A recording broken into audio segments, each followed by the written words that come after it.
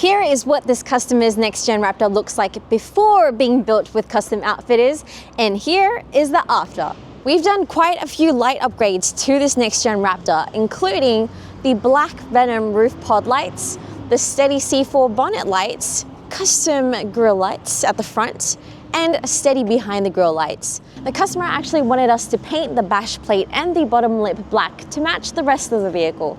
On the back now, we have a Rhino tub rack kit that suits the black Venom electric roller shutters, which you can open using your key fob or by pressing the button on the side. Down on the bottom now, we have a black exhaust kit that is an upgrade from the factory 3-inch exhaust tip.